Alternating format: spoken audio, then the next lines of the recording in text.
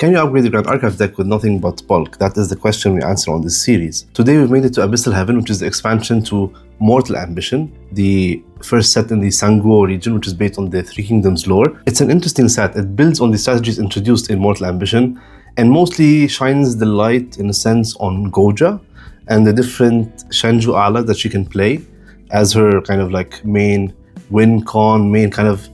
It is kind of a bit like her main Pokemon, let's say. It's kind of that kind of sort of gimmick. And again, as usual, this is not a series for everyone. If you don't have access to singles, if you can only buy a sealed product, or maybe you're just new to the game and you don't want to invest so much into expensive cards, you just want to like get some small upgrades here and there to kind of bolster a recollection deck, a starter deck, etc. This series is for you.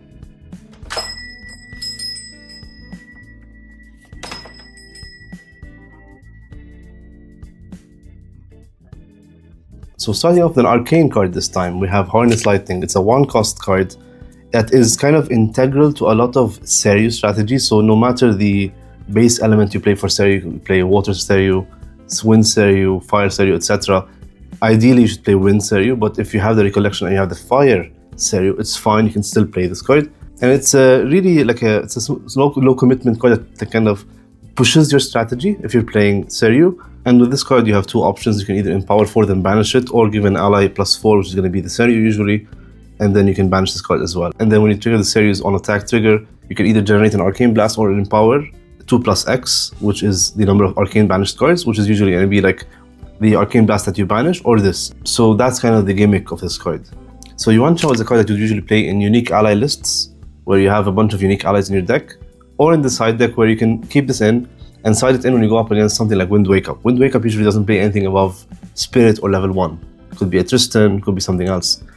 And when this comes out, all of their unique allies have Pride 2, which means their Cheshire Cat, their Liu Bei, all those kind of cards, which they will not obey them anymore. And they will have to out this card, which is possible, but it is a bit of a struggle for them. And it will really slow down their game time, which will give you enough time to fight back and take over the game, basically.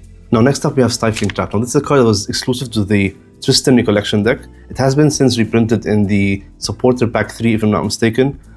But this is a really good staple for win decks.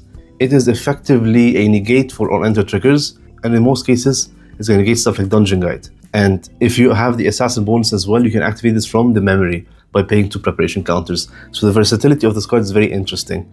And like Arisana can play this, Tristan can play this, almost any win deck can play this. And for just 2 costs, you can really hinder the opponent's game plan. Going back to Guo Jia and her allies, we have Byaku's Command.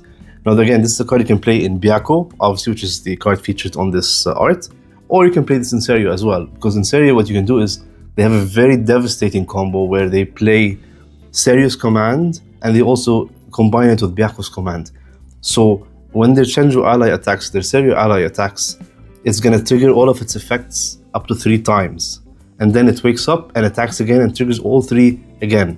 And such a devastating combo, and if they can pull this off, it's usually game over. So yeah, if you're playing Byaku, if you're playing Wind Seiryu, 100% you need this card. Now this is a bit of an unassuming card. When it came out, personally I did not really understand where it fit, but obviously as better players have demonstrated, this is a fantastic card in Lorraine, in especially Spirit Ruler Lorraine, because if you can banish this with something like Fluffy Shopkeep, and you bring on the level 3 Lorraine, the Spirit Ruler, you can bring this back with additional durability counters. And additionally, if you use craft cards, you can even increase the durability counters on this card, which gives it even more power.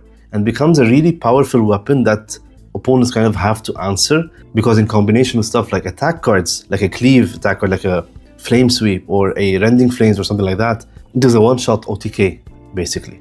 So yes, if you're playing a Lorraine deck and you want to play Spirit Ruler, the Spirit Ruler version, 100% get this card. So Announce Spell is a card that has not seen a lot of play, because most of the decks that need negate cards, counter cards basically, kind of have their own in-archetype cards that do that.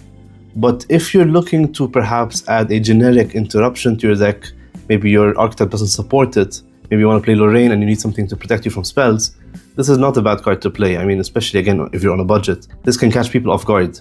And it costs 1 less if you're at level 2, so yeah. Now this is an interesting defensive card. Coronation Ceremony can give a unit spell shot, so unit can be champion or ally. And in this case, this card specifically says that if you target a unique ally, it costs 1 less, so it becomes a fast 1-cost Spell Shroud enabler. Let's say your champion is being targeted by a big fireball, your important unique ally is being targeted by a big spell that's gonna, either suppress it, kill it, etc. You can play this in response and give it spell shroud, which would make the targeting fizzle. The spell would therefore fizzle because it's targeting a spell shroud unit. So in that sense, you can either main this card or side it depending on the format, depending on your deck's needs. Personally, I like this card. Now Smoke Out. So you usually have two options with this card. You either main it in a fire aggro deck, or you usually side it. So why is it sided? Because it's a skill. As usual, skills are very important against spell shroud allies. So stuff like the Shenzhou allies, stuff like Cheshire Cat, especially Cheshire Cats. So right now, when this is played by, let's say, like a Merlin, for example, Merlin would side this in just to out an opponent's Cheshire Cat that could be like 5-3 or 4-3, threatening big damage every single turn. It has stealth, it has spell shroud. How do you out it? Smoke Out is the way, because it's a skill, it's one cost, and if it targets a unit with stealth, it does 4 damage instead of 1. So it can clear almost anything with stealth. Speaking of fire aggro, we have Dazzling Courtesan. This is a card that gets more value as the game goes on, obviously. As your stuff dies, you use fire spells, stuff like that, you're gonna be filling your grave. And with its ability to kindle, you can reduce its cost from 3 to 2 to 1 to even 0 if you have enough cards.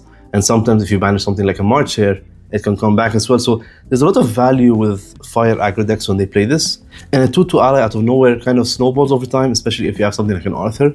So yeah, it's a very good card for fire aggro lists. And finally on this list, we have a very niche card, let's say, Surreptitious Scheme. This is a card that you would usually side for Merlin decks, especially. Against Merlin specifically, as you know, the old Merlin, when it goes to a even level counter, they get to draw in the recollection, and they get +2 power for the rest of the turn. So if you can use this just ahead of them going to that even level counter, if you can put them back, it will really slow down their game plan. It will make their firewalls weaker. It will give you time to catch a breath and get back into the game. So yeah, if you're ever expecting a lot of Kingslayer Merlin, wherever you're playing, in a regional, in a store champs, locals, etc., you can always side this card. And yeah, that's it for Abyssal Heaven. Quite a short one here. Next, we're going to be going to the Sorted Reflections. Now that is it has been a very seminal set for the game of Grand Archive. With the introduction of Looking Glass, Cheshire Cat, so many different cards that kind of shook up the entire meta and revitalized a lot of older decks, especially Merlin and Lorraine. And it brought a lot of good to the format. So that's the set we'll be exploring next time. If you want to be notified when that comes out, obviously you can subscribe, and a like on this video would really help, would really appreciate it. And yeah, if I missed any cards, as usual, let me know in the comments. We can discuss them, hopefully help out someone. So yeah, thank you very much. See you on the next one.